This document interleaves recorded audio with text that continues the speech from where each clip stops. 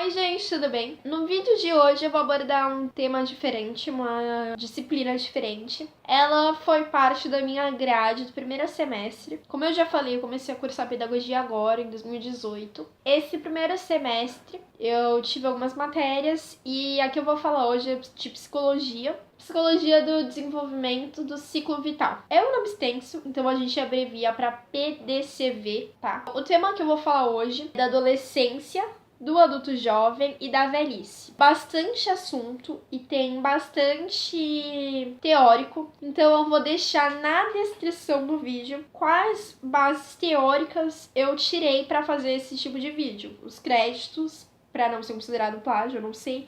E também para orientar na hora que vocês forem estudar. Eu não sei qual é o tipo de jeito que vocês estudam, mas quando eu estou assistindo uma videoaula, eu costumo assistir a videoaula e pausar toda vez que eu achar uma informação importante e anotar. Por isso, um vídeo de 30 minutos pra mim vira uma videoaula de 1 hora, mais ou menos. Enfim, vou deixar os títulos dos livros, o nome dos teóricos, quais são as informações que eu tirei pra fazer isso. Essa matéria de PDCV é uma matéria fácil em relação à primeira parte da matéria, porque a primeira parte da matéria, pra mim, pelo menos, foi muito complexa, que aborda sobre o nascimento, a gestação e os primeiros meses do indivíduo, né? Foi complexa porque não é uma coisa assim muito que eu vivi no cotidiano. Não tenho irmãos pequenos, não tenho filhos. Pra mim foi um pouco difícil. Na primeira prova eu tive uma nota baixa. E na segunda prova, que foi sobre adolescência, o adulto jovem e a velhice, eu passei 1 mês estudando para essa matéria, para essa prova. E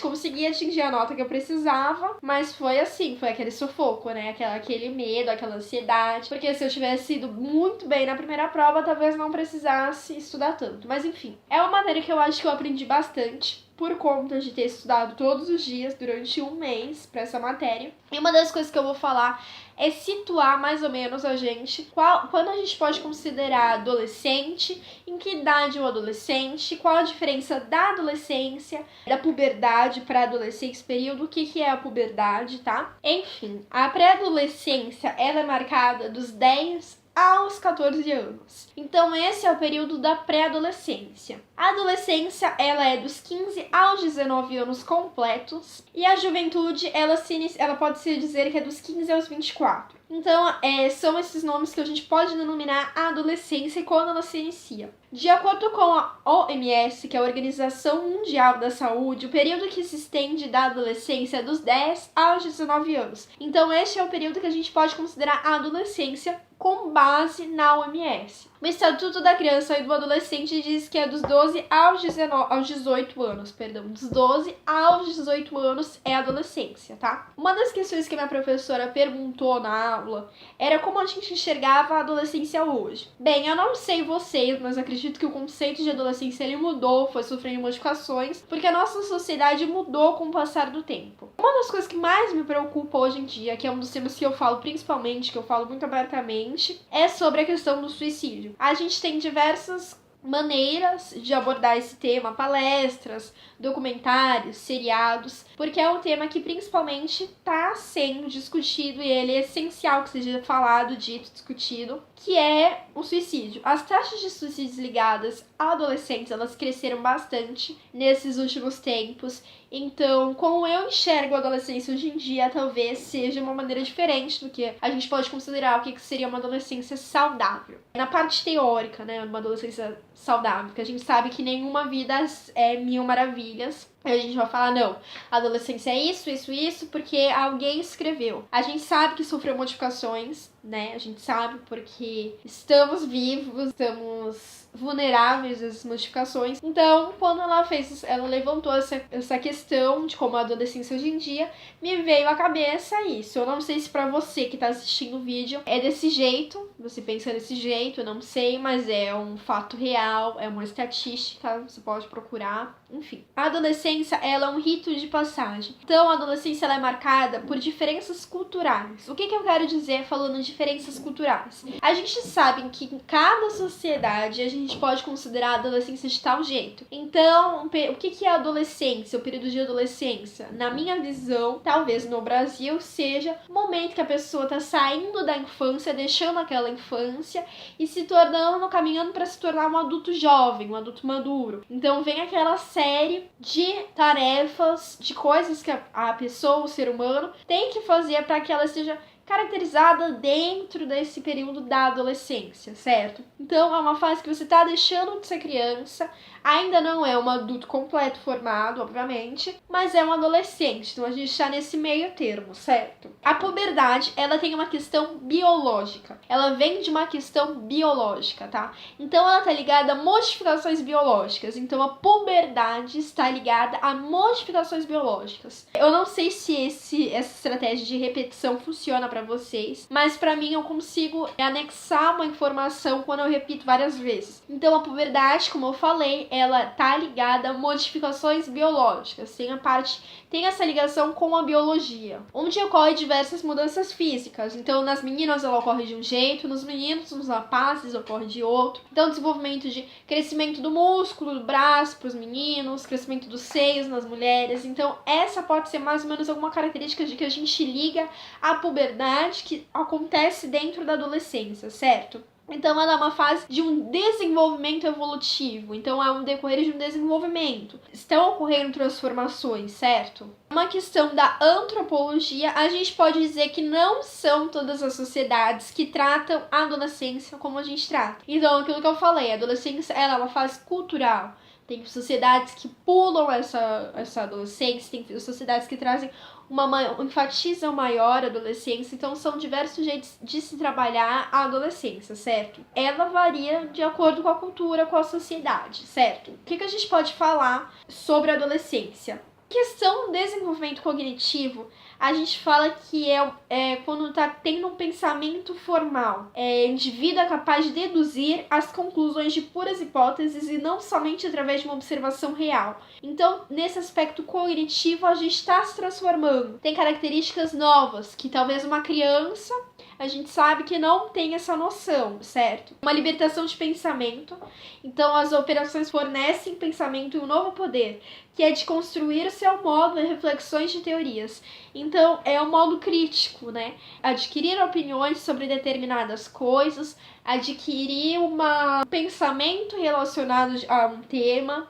Então, é uma coisa que surge na adolescência, tá? Um dos teóricos que a gente estuda é o Erik Erikson. E ele diz que na adolescência a gente desenvolve a fidelidade, que ele surge de uma identidade de ego coesa e engloba sinceridade, genuidade e um senso de dever dos nossos relacionamentos com outras pessoas. Então, na adolescência surge a fidelidade, que é um dever que a gente tem perante a sociedade com outras pessoas. Porque para o Erik Erikson, o que a gente constrói durante a infância não é um pensamento totalmente fixo. Ele pode se mudar ainda. Então, quando ele chega na adolescência, ele já está se transformando mais fixo, que é aquela identidade aquela dúvida. Quem sou eu? Então, na adolescência, a gente tinha dúvida naquela busca de quem sou eu, tá? Foca nisso.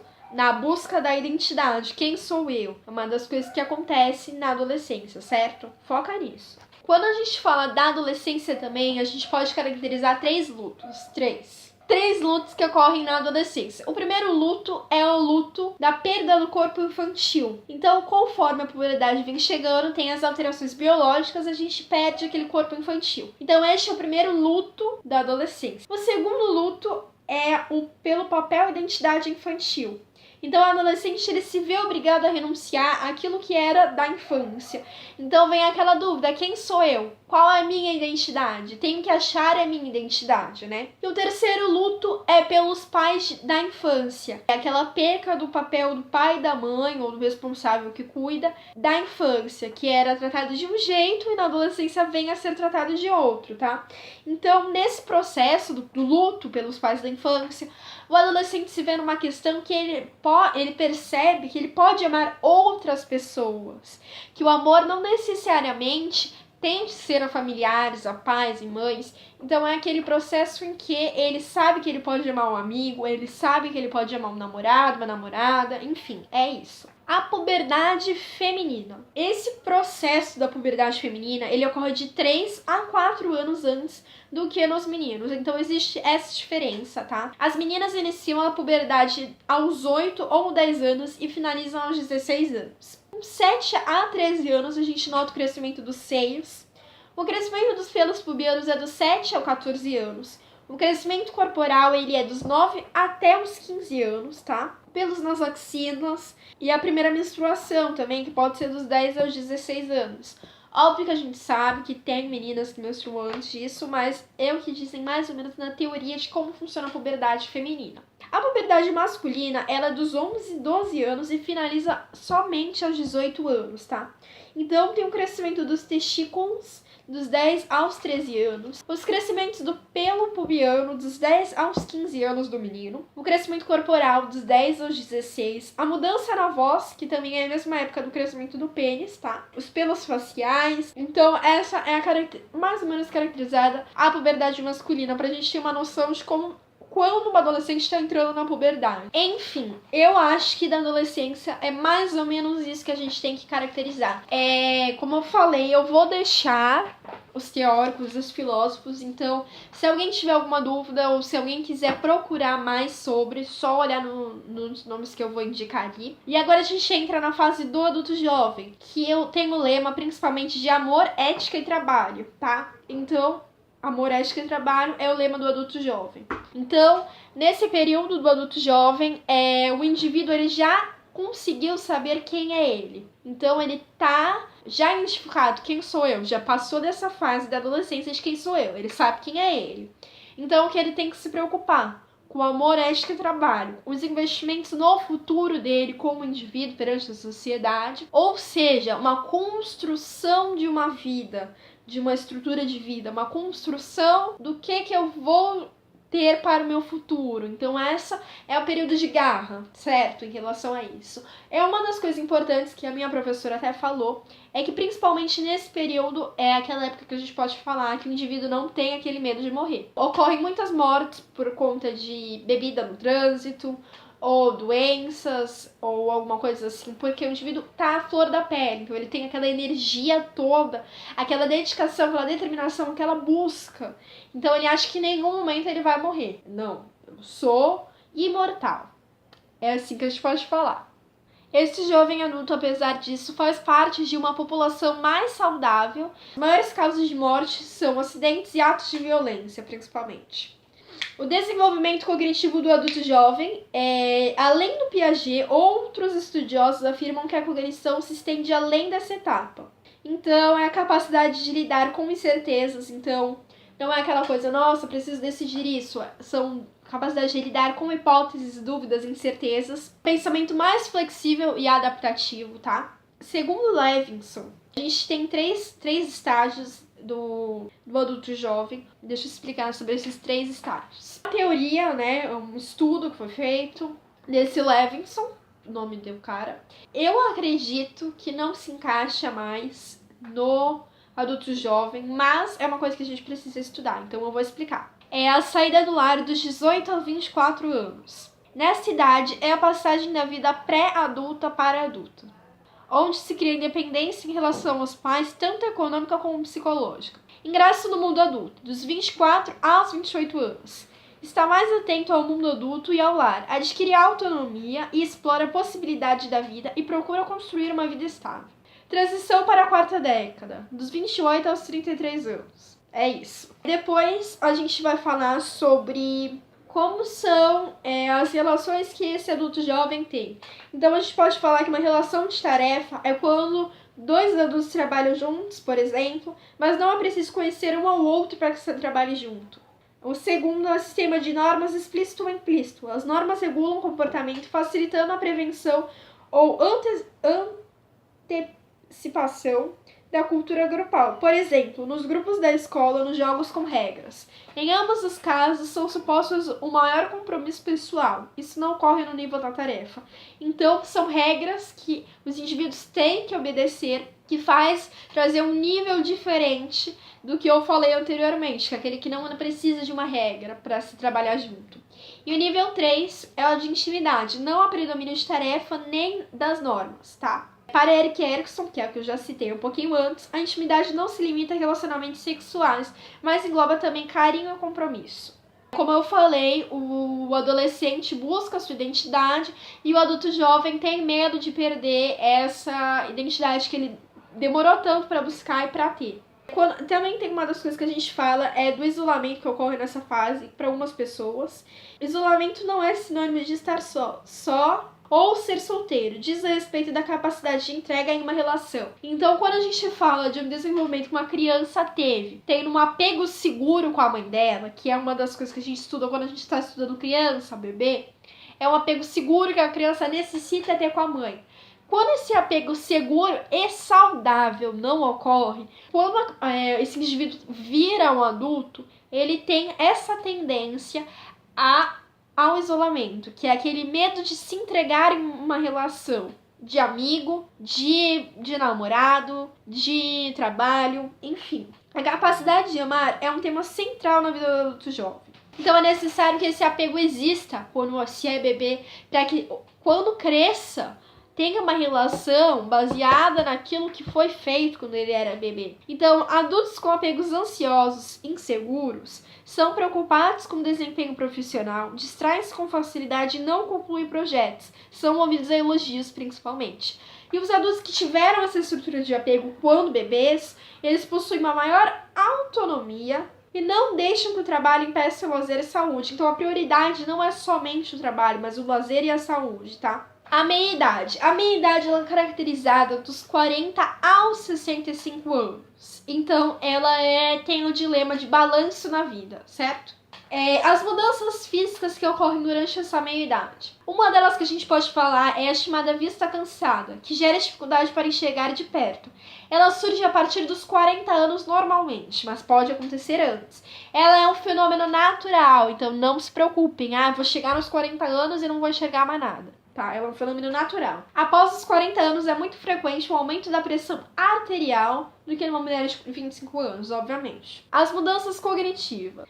Uma das mudanças cognitivas que acontece com essa meia-idade é porque, por conta do indivíduo já ter passado por várias situações durante sua vida, o que ele pensa, principalmente nessa idade, é que as coisas têm que ter uma resposta rápida, uma solução rápida, porque ele já teve uma experiência, então ele sabe como agir em determinadas ocasiões, tá? A inteligência cristalizada, que a gente chama, é relacionada à educação e experiência cultural. Então, o indivíduo que já teve uma experiência cultural desenvolve a inteligência cristalizada. O conhecimento especializado é um exemplo deste tipo de inteligência. No aspecto neurológico, é frequente o início da deterioração das respostas motoras complexas. Quando a gente fala do Erik Erikson, que eu já falei antes, mas falei de uma maneira que talvez deixe vocês na dúvida, eu vou falar um pouquinho. O Erik Erikson, ele trouxe uma teoria dos estágios da vida. Essa teoria ela se inicia desde quando gerou o bebê, um indivíduo, até o último momento da vida. Então ela é dividida em vários estágios. Quando a gente fala na meia-idade, é o 7º estágio do Erik Erikson. E ele é o estágio da generatividade versus estagnação. Então o que acontece? Eu vou explicar com calma para que a gente consiga entender. Esse estágio é o 7º estágio do Erik Erikson, então não vamos confundir com outras pessoas. O que um teórico diz talvez não seja o que mesmo outro teórico fala. Esse aspecto da estagnação quer dizer que talvez o indivíduo vá parar em algum momento da vida, na meia-idade, vai falar, tô com 40 anos, 50, 60, até os 65, como eu falei. O que eu fiz da vida? Não sei. O que eu gerei da vida? O que eu tenho para fazer da vida? É o momento que o indivíduo vai refletir. Então, quais foram o que ele fez para o mundo? O que ele trouxe para o mundo? Então, é o momento que ou ele vai falar, pronto, fiz minha tarefa para o mundo, estou livre. Ou ele vai falar, caramba, não fiz nada para o mundo, o que eu vou fazer agora? Então, vai depender do comportamento, das atitudes que ele teve até agora, como ele enxerga o mundo, da cultura, como é cobrado isso perante a sociedade. Então, a minha idade vai estagnar ou se vai falar, pô, produzi pra caramba, tá ok, ajudei na sociedade, vou curtir a vida agora. Vale falar também que alguns tentam recuperar a juventude perdida porque talvez estava num casamento que não agradava ou estava em alguma situação que não agradava, então tenta recuperar a juventude perdida fazendo tudo que não fez na juventude. Vou viajar, vou beijar na boca, vou namorar uma pessoa mais nova, vou comprar um carro, vou sair por aí dirigindo uma moto perigosamente, enfim. São alguns aspectos que talvez o indivíduo pode desenvolver. Por que é importante a gente estudar a meia-idade? Como pedagoga, como indivíduo. Uma das coisas que a gente pode falar que é importante é porque a maneira que uma criança se comporta em sala de aula tem influência dos parentes, tem influência no meio que ela vive. Então é necessário que a gente consiga identificar que tipo de pessoa tá com aquela criança, que fase que ela tá, como que ela enxerga aquela maneira, para ver o reflexo que traz no indivíduo. Então é importante a gente estudar isso, saber isso, entendeu? Não somente como profissionais, mas como pessoas, tá? Perante uma sociedade. Aí quando a gente fala na sexualidade nessa idade, a gente tem que falar sobre a menopausa da mulher, que ela ocorre durante os 42 anos aos 58 anos. A menopausa ela é datada após a última menstruação da mulher. Quando a mulher entra na menopausa, ela tem tendência a ter doenças cardíacas, câncer de mama e perda óssea. Nos homens, a estimulação sexual passa a ser mais demorada e as reações de orgasmo são menos intensas, tá? Agora, velhice e morte. Super complexo. Pro Erik Erikson, que é aquele teórico que eu falei dos estágios, a velhice ela é a 8ª crise. Nesse estágio, o indivíduo se depara com uma opção entre a integridade do ego e o desespero, desesperança, e a partir dessa avaliará a própria vida. É mais ou menos aquilo que eu falei. Chegou, 65 anos, tô achando que eu vou morrer, e aí eu tenho que avaliar o que eu fiz da vida. Enfim, tem uma teórica que fala sobre os quatro lutos básicos da velhice, por Marta Leonor. O primeiro luto é sobre o corpo potente e uma tomada de consciência do declínio físico. Então, quando chega na velhice e o indivíduo fala, pô, meu corpo já não é mais o mesmo. Graças a Deus, né, gente? Porque se a gente for pensar que vai viver a vida toda com o corpo de um adolescente, não, né? A gente não vai morrer nunca. Então, é o luto pelo corpo potente. É o segundo luto pelo papel paternal.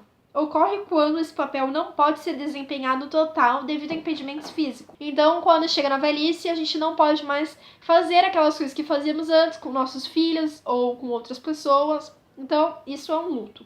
O luto pelo papel social, ele é desencadeado devido à aposentadoria. Só que não. Tá descrito aqui, né? Mas enfim, pelo papel social, ele é mais ou menos o quê? Quando o indivíduo para de trabalhar, se aposenta ou não, ou perde aquela potência toda relacionada ao trabalho e tal, né? Luto pela perda de relações significativas, por exemplo, quando amigos e familiares acabam falecendo. Então ocorre esse luto social, que é o quarto luto, certo? Vou falar agora um pouquinho dos aspectos da velhice. Eles têm uma visão global objetiva do mundo. A inclusão da morte, ela tá nesse aspecto de vida, então, tá no cotidiano.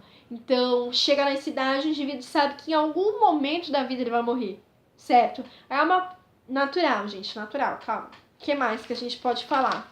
Dos lutos, eu tenho mais autoconfiança nesse período, e acho que é isso.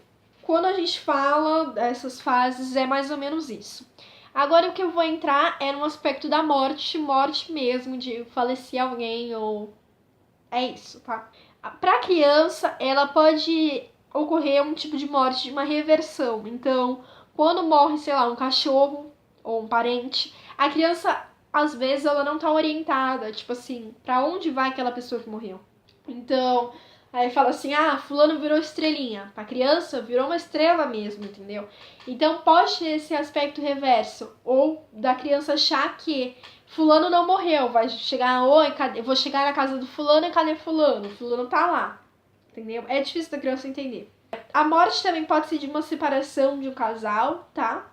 Então, o processo de luto, a vida, ela é permeada por vários processos de luto. Foi os lutos que eu falei dos estágios, lutos que a gente perdeu alguém e tal, certo? O luto antecipatório, que é o processo do luto que ainda vai ocorrer. Então, quando a gente sabe que vai acontecer alguma coisa, já se antecipa, porque dá aquele desespero daquela perda. Então, é um luto antecipatório. O luto patológico, quando a pessoa trabalha de forma prolongada o luto. Então, o luto, eu não sei se vocês sabem, mas ele tem um determinado tempo para que cada coisa aconteça. Então, o primeiro choque é do luto quando, sei lá, morreu alguém. Tô chocada. Não se estou chocada, amiga meme. Não é isso. É o estado de choque. A gente não acredita que aquela pessoa partiu. A gente não acredita que aquilo está acontecendo. Muitas vezes entra naquele estado de crise de não morreu, aquela pessoa tá viva ainda, vou negar a morte. É um luto patológico, um luto que ele tá maior do que o tempo que ele deveria ser, tá? E a morte em vida, que é a separação, é um sentimento de amor e ódio, uma morte social, quando se perde um valor gigante de dinheiro ou perda de amizade. Então esse também é um luto. Então, como eu falei, ocorrem vários lutos durante a nossa vida. É normal, tá, gente? É normal isso. E a única forma é de como o ser humano, o indivíduo, vai lidar com isso. Então é isso, mais ou menos. Eu fiz esse breve resumo sobre essa matéria. Eu vou deixar linkado os nomes aqui embaixo dos teóricos e tal. Esse foi o resumo que eu fiz durante um mês. E eu deixei nesse vídeo curtinho. Se alguém tiver alguma dúvida, alguma sugestão, algum tema ou alguma dúvida em relação a qualquer coisa que eu possa ajudar, pode comentar e tal. E é isso. Espero que vocês tenham gostado. E é isso, gente. Obrigada. Tchau, beijos e até o próximo vídeo.